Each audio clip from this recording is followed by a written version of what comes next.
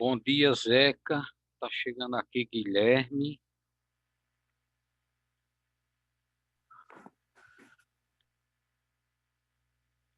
Chegando aqui Beatriz. Bom Oito dia, e cin- professor. Bom dia, Gui. 8h50, vamos começar. Pegando aí a atividade de casa Bom dia. que foi passada Livro de para casa. atividades, página. Bom dia, Beatriz. Chegando aqui Ronieri. Deixa eu abrir aqui no Classroom. Professor, livro de atividades, Quinta e página. sexta questão da página 6. Quinta e sexta questão da página 6. Então diz assim, ó. Ou seja, a quinta questão. Ou seja, assim como da alquimia se passou para a química e da astrologia se passou para a astronomia, assim também é possível passar do socialismo utópico ao científico. Ou seja, é como que uma consequência. O socialismo utópico é uma sabedoria afetiva, de afeto, e parcial, de uma parte. O socialismo científico é o amadurecimento racional de sua prática. Ou seja, o socialismo utópico pensa com carinho, afeto, se preocupa afetuosamente, e o socialismo científico vai praticar essas ideias, essas utopias, essa ideologia. Com base na leitura do texto e em seus estudos, analise as afirmativas e assinale verdadeiro ou falso. A comparação da transição do socialismo utópico para o científico com a passagem da astrologia para a astronomia. Então, a astrologia, aquele pensamento mítico sobre os astros, né? Que a sorte é direcionada pelos astros, e a astronomia seria o estudo científico dos astros. Então, essa comparação pode ser justificada pelo fato de que aquela ideologia, no caso a astrologia, não se basear em princípios científicos, se basear apenas em sentidos míticos. Eu botei Verdadeiro, né? entender. Verdadeiro. Então, uma é a coisa imaginada, imagina que seja assim, e a outra é a coisa científica. Astrologia, astronomia. Então, é verdadeiro.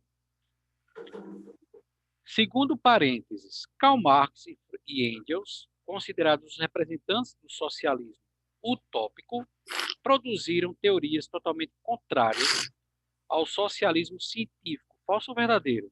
É falso porque eles criaram a teoria do socialismo científico também, só que eles aprimoraram, não foi? Quase isso. O erro desse segundo parênteses está em dizer que eles eram representantes do socialismo utópico. Eles eram representantes do socialismo científico, né? E não produziram teorias Ah, não, tanto contrárias. que foi o outro, né? Isso. Os outros três carinha lá, que eu Aqueles não outros lembro três de carinhas que a agora. gente viu antes. Muito bem. Então, segundo parênteses, é falso. Terceiro parênteses. O socialismo utópico é uma ideologia pautada em métodos de análise historiográficos. Falso. Falso, né? São em análise de métodos, aliás, em métodos de análise econômica e social, não do passado, mas as relações do presente. Se ele disse isso lá no livro didático, Professor, aí o último eu botei verdadeiro. certo? Olha, fatores, embora eles tenham, é o penúltimo parágrafo da página 8, onde nós temos essa resposta do terceiro parênteses. Ele diz assim, ó, iniciaram a análise pelo estudo da história, mas os acontecimentos históricos eram motivados por fatores socioeconômicos da sociedade e da economia, né? Prevalecia o desejo de acumular riqueza nas pessoas. Ou seja, as pessoas não aprendiam com a história. Embora a história mostrasse que o domínio de um grupo, de uma classe sobre outra, não levava a nada, no entanto, assim continuavam a dominar economicamente os seus semelhantes. Então é falso esse terceiro parênteses da quinta questão da página 6. Eu vou botar aqui uma filazinha, página 8 do livro didático, para saber onde é que nós temos essa resposta. E o parágrafo 1, 2, 3. Último parênteses da quinta questão. Diferentemente do socialismo utópico,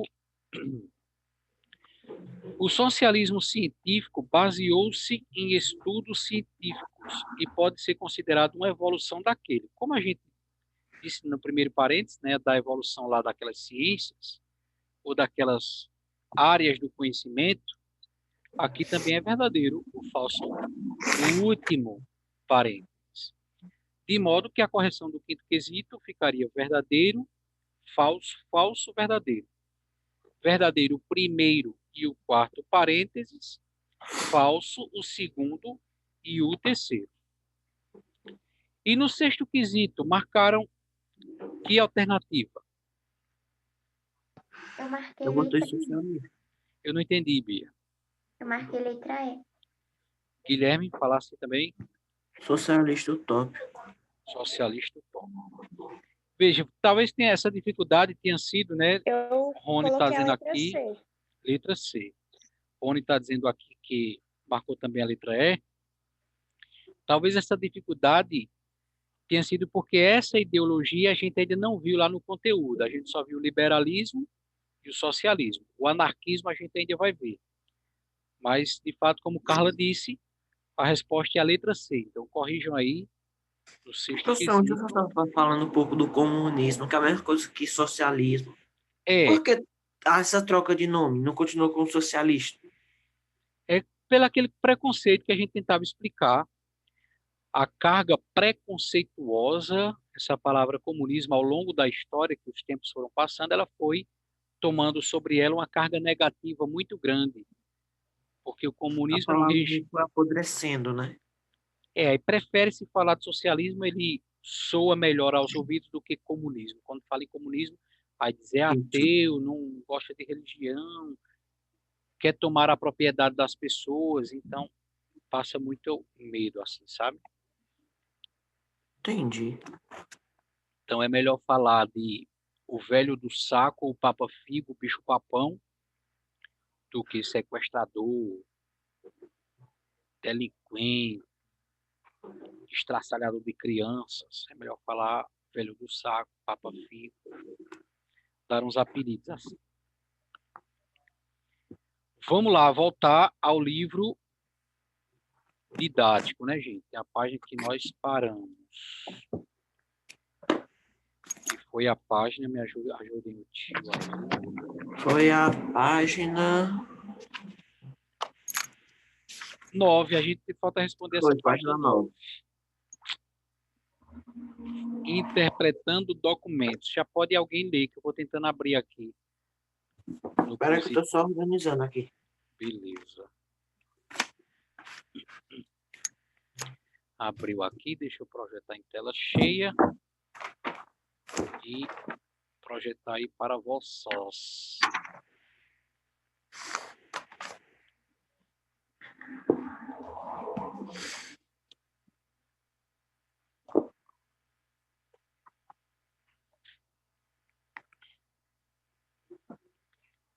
Essa janelinha aí abaixo, interpretando documentos. Guilherme, alguém lê para a gente? O termo utópico foi utilizado pelo inglês Thomas Moros no século XVI, referindo-se a um país imaginário descrito em sua obra Utopia, publicada em 1516, do grego utop, ou ia, de lugar nenhum.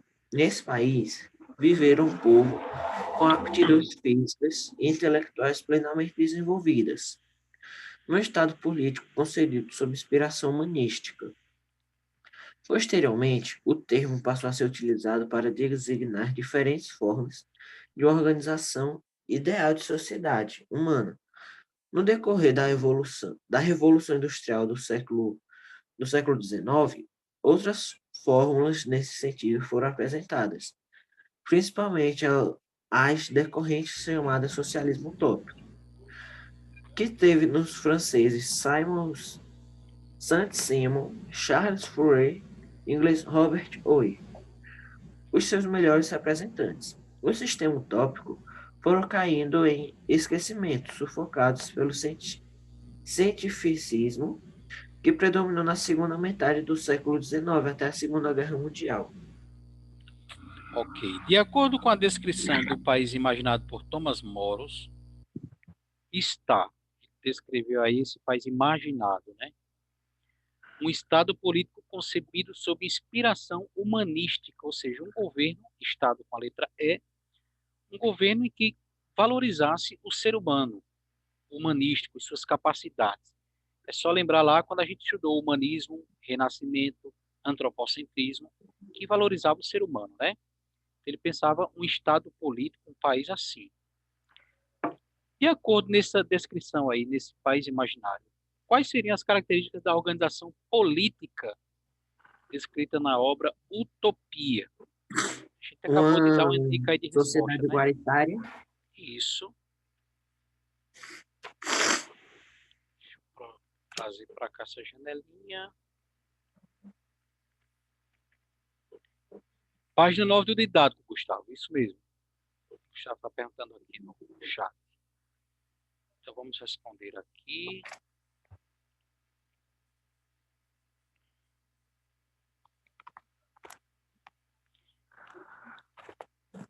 Uma sociedade igualitária que valorizasse o ser humano.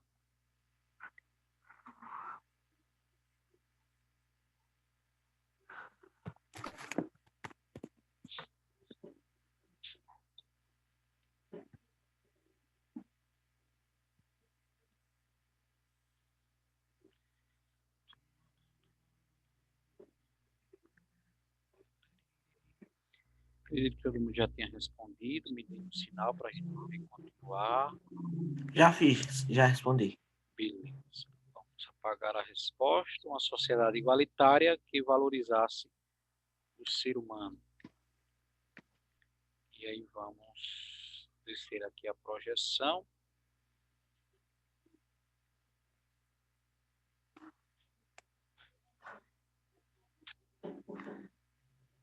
Tem mais respostas, aliás, mais perguntas na página 10. O texto afirma que as doutrinas utópicas lá do início dos anos 1800, século XIX, foram caindo no esquecimento, sufocadas pelo cientificismo. Qual o significado desse termo, entre aspas, aqui, cientificismo? Qual o significado desse termo?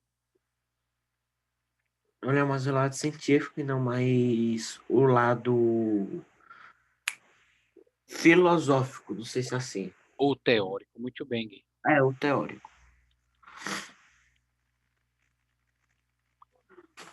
Uma ciência prática que visa não apenas pensar, mas agir. Uma ciência prática que visa não apenas pensar, mas agir.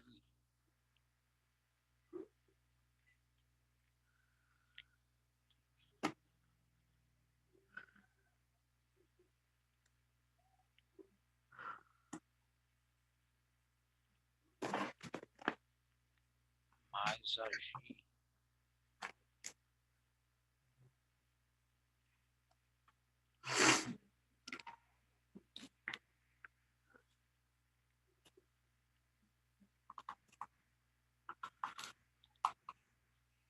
Terceira questão.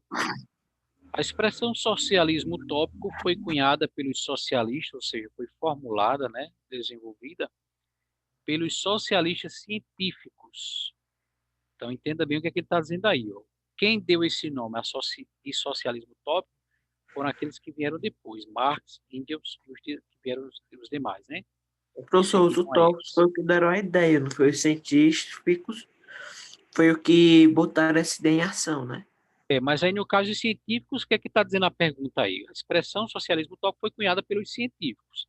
Então, como eles pensaram, aliás, como eles procuraram agir e aplicar o socialismo na prática, eles definiram seus antecessores, aqueles que vieram antes, como utópicos, ou seja, os que vieram antes de nós só pensaram. Inclusive, existe uma famosa frase de Marx que ele diz assim: os pensadores até então se limitaram a pensar a sociedade, chegou a hora de transformá-la. Olha que frase bonita, né? Para se referir às teorias socialistas surgidas no início do século XIX, quais eram as diferenças entre socialismo utópico e científico? Fácil, né? Os utópicos foram que pensaram, que tiveram a ideia do movimento, e os científicos foram que botaram essa ideia em ação. Isso. Vamos abreviar aqui o tópico. Os utópicos que pensaram e os cientistas fizeram.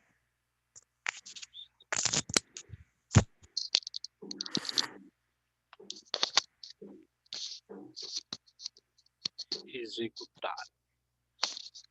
Fizeram muito bem.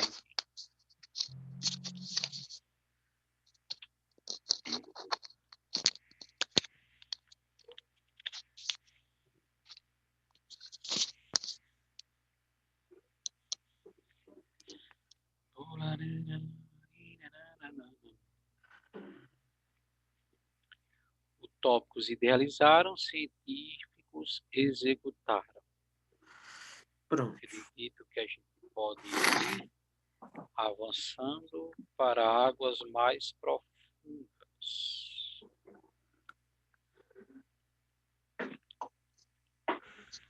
Descer aqui a projeção.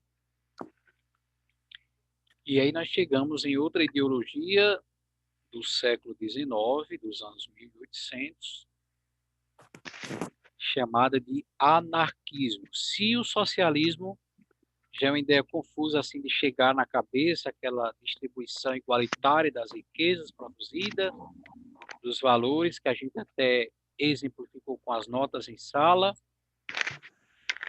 Se é confuso absorver e entender isso, o anarquismo vai ter uma proposta ainda muito mais louca, digamos assim. Outra teoria surgida aí nos anos 1800 é o anarquismo, ainda que as primeiras ideias desse caráter, nessa linha de pensar, já datem ali dos finais dos anos 1790, fim do século XVIII. O anarquismo é traduzido como sinônimo de caos. Então, geralmente, quando a gente quer falar de uma bagunça social, a gente diz uma anarquia, sinônimo. Muitas vezes, assim, apressadamente traduzido, né? Mas não quer dizer que seja a tradução fiel e real. A palavra se origina do termo grego anarquia, que significa ausência de governo. Esse radical, arqué, princípio, governo, ele está presente em muitas palavras. Monarquia, por exemplo, né? Então, arquia quer dizer governo, ana, ausência de governo, ausência de autoridade. Seria a tradução literal da palavra anarquia. Com essa tradução, gente, galera do 8º ano, nós já conseguimos mais ou menos entrever, entender, pressupor o que propõe o anarquismo. Se a tradução literal seria ausência de autoridade, ausência de governo, já dá para entender o que é que propõe o anarquismo. Eu acho que, ao meu ver, ficaria um caos, porque não tinha alguém para botar ordem. O que Isso. pode e não pode fazer. Por isso, muitos acreditavam que os anarquistas lutavam pelo fim da sociedade, por uma vida desordenada, o que não é o caso. Porque, de fato, pode parecer apressadamente que o que se propõe é isso que Guilherme acabou de comentar e diz aí nas duas últimas linhas. No entanto, o anarquismo, ele preza pelo autogoverno. Ou seja, não precisaria de um Estado de um governo para lhe punir, se você já sabe que agir de maneira criminosa é errado. Então, não precisaria de um Estado com uma força policial para prender um criminoso, já que todo mundo teria dentro de si uma lei natural, a consciência de que agir de maneira criminosa é errado. Então, se agir de maneira criminosa é errada, eu não vou assediar uma pessoa na rua, eu não vou tomar um bem, assaltar alguém, agir com violência com alguém. Não precisa que um governo me puna por isso, porque, como cidadão, como pessoa consciente, todos nós temos dentro de nós essa lei interna da consciência que nos diz o que é certo e o que é errado, sem Então, que tenha professor, um governo que nos puna. Sim, Guilherme? eu acho que daria um erro, porque, exemplo, eu mato alguém, aí eu vou me punir. Se eu sei que sou eu não vou. Eu, apesar, eu vou, tipo, no máximo, fazer 7 horas de trabalho comunitário, coisa do tipo. Porque que vai fazer sou eu que vou dar minha própria pena. E aí, pelo anarquismo, não precisaria de um governo que dissesse sua pena vai ser essa, como você acabou de dizer em trabalho comunitário, por exemplo. Você que deveria se autogovernar e evitar cometer esse erro. Como vai dizer essa janelinha verde aí. Aproveita aqui. Tá com o Bia, quer ler? Está com o microfone ligado também. Vai lá, janelinha verde. O anarquismo. O anarquismo é a doutrina que propõe uma crítica à sociedade vigente, uma visão da sociedade ideal do futuro e os meios de pensar de uma para outra. A simples revolta irracional não faz de ninguém um anarquista, nem a rejeição do poder terreno, com bases filo- filosóficas ou religiosas. No contexto histórico, o anarquismo preocupa-se basicamente com o homem e sua relação com a sociedade. Seu objetivo final é sempre a transformação da sociedade. Sua, sua atitude no presente é sempre de condenação a essa sociedade. Seu método é sempre de revolta social, seja ela violenta ou não. Veja como é confuso de se entender, né? Porque na segunda linha, Bia leu, a gente acompanhou, diz assim, ó, simples revolta irracional, você ser um revoltado sem razão, não faz de ninguém um anarquista. Também rejeitar o poder do governo terreno não faz ninguém um anarquista, nem a simples revolta irracional, nem a rejeição do poder terreno. No entanto, ele vai dizer aqui, ó, que a atividade do anarquismo é sempre de condenação a essa sociedade. Seu método é sempre de revolta social, violenta ou não. Então, na segunda linha, ele diz que a simples revolta irracional não faz de ninguém um anarquista, e ao final ele diz que o método do anarquismo é sempre de revolta social, violenta ou não. Vamos continuar lendo para ver se fica mais claro aí. Os anarquistas defendiam uma sociedade livre de qualquer tipo de autoridade, considerada para os anarquistas fonte de toda infelicidade humana. Esse governo que rege, que toma conta da vida das pessoas, causa mais infelicidade do que mesmo bem. Os integrantes do anarquismo acreditavam que o governo, Estado com E maiúsculo, era o símbolo máximo de autoridade e que a lei era seu principal instrumento de opressão. A lei servia mais para oprimir, causa de infelicidade, principalmente sobre os mais pobres. Quem nunca ouviu Guilherme e os demais, Carla, Zeca, Rony, César, nós temos dois César hoje, o Gustavo e o Mário, Dudu, Manu, Magda, José está por aqui também. Quem nunca ouviu aquele ditado, aquela expressão popular dizendo assim, ah, só quem vai para a cadeia é pobre, rico rouba e não é preso. Se você Concordo. Político, exemplo, Lula, Dilma, Temer. tem, as pessoas dizem esses ditados, né? Olha o que é que os anarquistas estão dizendo, que a lei é o principal instrumento de opressão, terceira linha, principalmente sobre os mais pobres. Motivo pelo qual pregava o fim de ambos, tanto o fim do governo quanto o fim da lei. Os anarquistas também eram contrários à religião, por acreditarem que a religião era uma fonte de limitar a liberdade humana. A religião diz que não pode fazer isso, não pode fazer aquilo, então ela limita a liberdade dos homens, segundo os anarquistas. Entre os principais tem o francês Pierre-Joseph Proudhon, escreveu esse livro aí, O que é a Propriedade, um livro que é o título que é uma pergunta.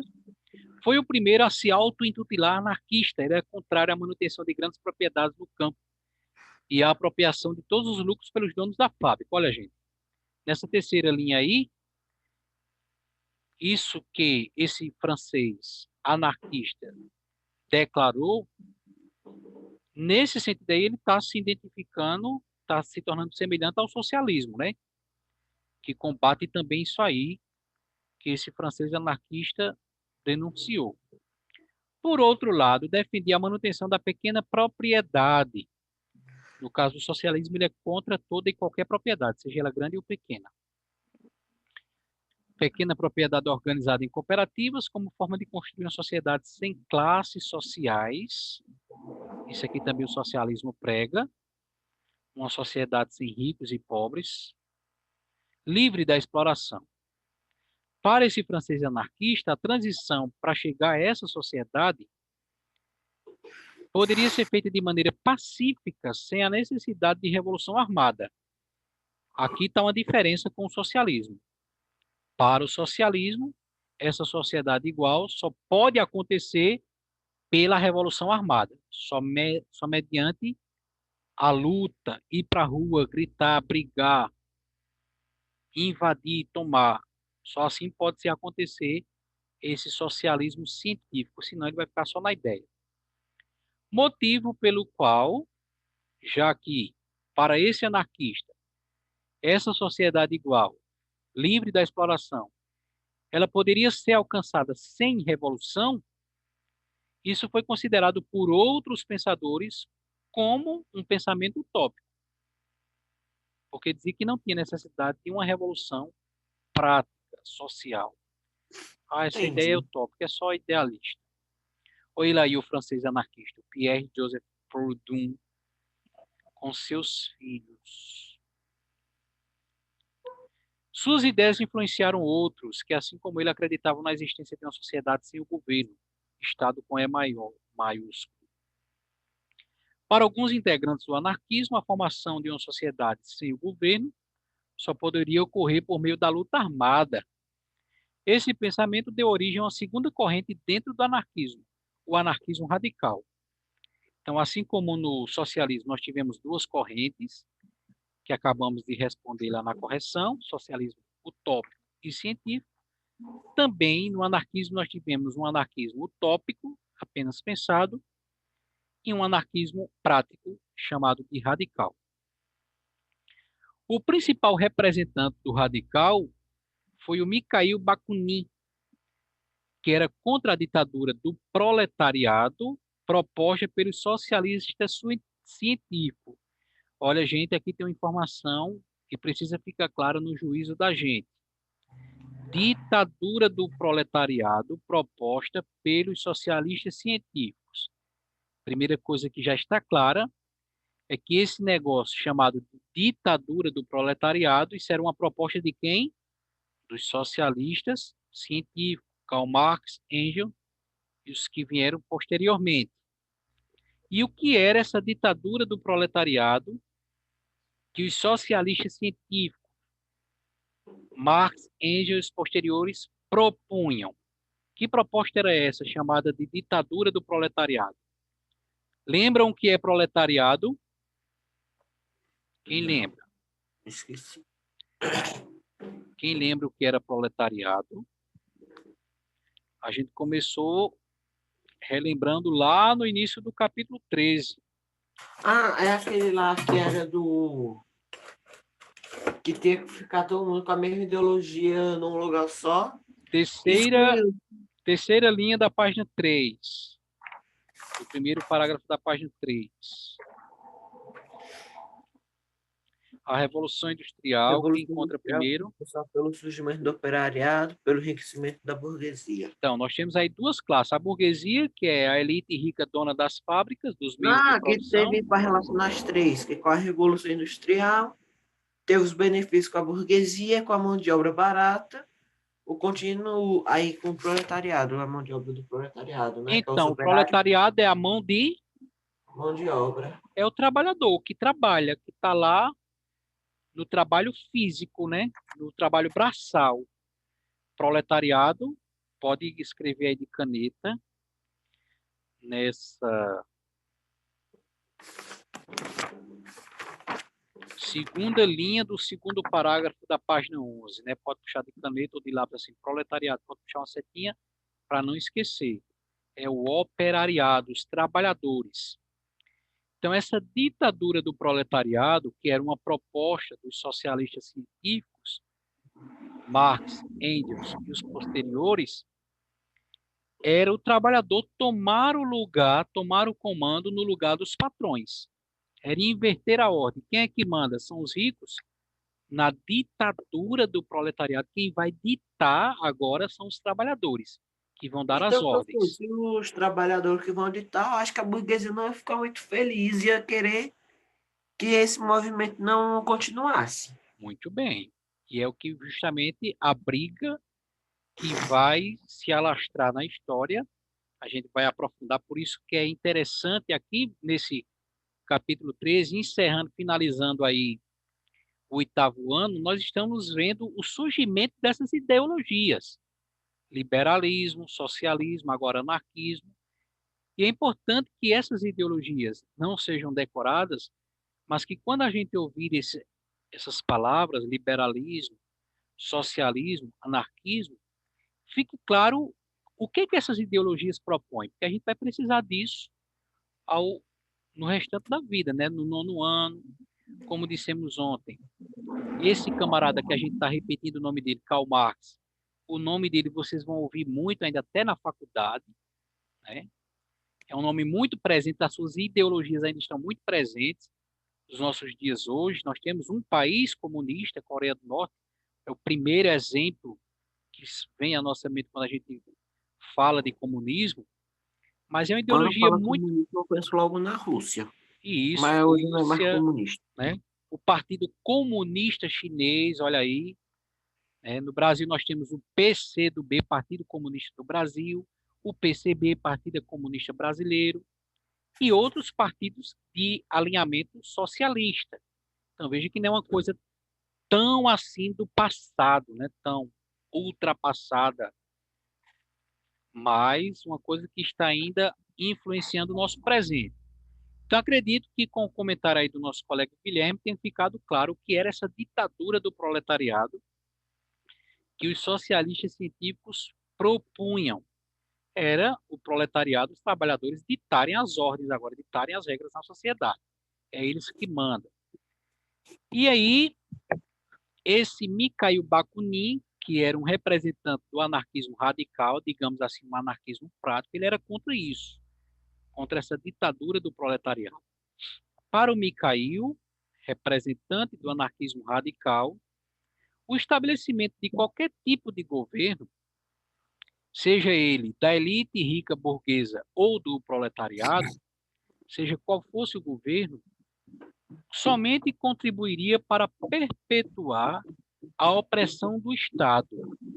E, na verdade, como Guilherme disse, gente, Bia, Carla e os demais, foi isso que aconteceu. Quando na Rússia, a gente vai estudar no nono ano, por isso que é importante que A essa Guerra Fria, ideia né? socialista fique clara o que é na nossa cabeça. Quando na Rússia se instala o comunismo, em que, digamos, acontece essa ditadura do proletariado, agora é os trabalhadores que tomam o governo, o que vai acontecer é isso aí. Só muda o agente, só muda, digamos, a pessoa, mas vai continuar a opressão. Ou seja, os burgueses, como Guilherme disse, insatisfeitos, que antes eram os perseguidores, que antes eram os opressores, vai Agora são os mudar, perseguidos. são os perseguidos, são os oprimidos. Muito bem, Gui. Motivo pelo qual esse Mikhail defendia a passagem direta de uma sociedade com governo para uma sociedade livre, por meio de um movimento armado. Então, era pegar em armas somente para fazer essa transição, essa passagem, mas depois nenhum governo seria estabelecido, só iria tirar quem estivesse no poder e não estabelecer um outro governo, seja do proletariado, dos trabalhadores, seja de quem fosse. O Mikhail teve ampla militância política, contribuindo para a difusão dos ideais, dessas ideias aí na Itália, na Alemanha e na França. Suas ideias também serviram de base para a criação do anarcossindicalismo, ou seja, uma anarquia de sindicato, segundo o qual as organizações de trabalhadores não deveriam restringir sua atuação à luta por mais direitos ou salários, que é o que propõem os sindicatos. Então, Mikhail dizia que os sindicatos não deveriam ser somente isso, deveriam configurar-se como núcleos de conscientização dos trabalhadores sobre as injustiças do capitalismo, transformando os sindicatos em agentes do anarquismo. Por isso, anarco, de anarquia, sindicalismo. Transformar os sindicatos em agentes do anarquismo. Tem uma perguntinha aí, só de marcar um X, eu acho que eu vou deixar para casa. A Ô, gente já vai... professor, Oi? eu já estava respondendo, só não entendi, porque tem a pregava a existência do governo, é falso. Aí já elimina 3. Só que Isso. não teve apoio da burguesia. Aí Certo. falso. Aí eu não sei se é falso ou é verdadeiro, que era contrário a qualquer crença religiosa por acreditar que era limitadora da liberdade, que é verdadeira, só que não tem essa opção, só a terceira. No caso, tu ficasse em dúvida aí na segunda afirmativa, não foi? Foi, Que o anarquismo teve o apoio da burguesia. só que não teve. Então, se a segunda é falsa, só resta a 1 e a 3, né? Ah, a inexistência, que é A verdadeira. inexistência, ou seja, não era para Ah, existir o uhum. governo. Pronto, gente. O Guilherme já nos deu uma ajuda grande aí. Só vai faltar marcar um X e mandar lá no Classroom. Nós estamos nos 2 últimos minutos. Para não iniciar o nacionalismo, a gente deixa para a próxima aula, porque é o último conteúdo do capítulo 13. Marque um X aí na que vocês acharem que é a correta da página 11. Quando terminar aqui, mandem lá no Classroom. E próxima semana a gente faz a correção. Tenham um abençoado restante de terça-feira. Muito bom vê-los aqui. Obrigado pela presença. Bia, Zeca, Guilherme, José, Carla, Gustavo, Águida, Manu, Mário e Dudu. Tchau, gente. Página Tchau. 11.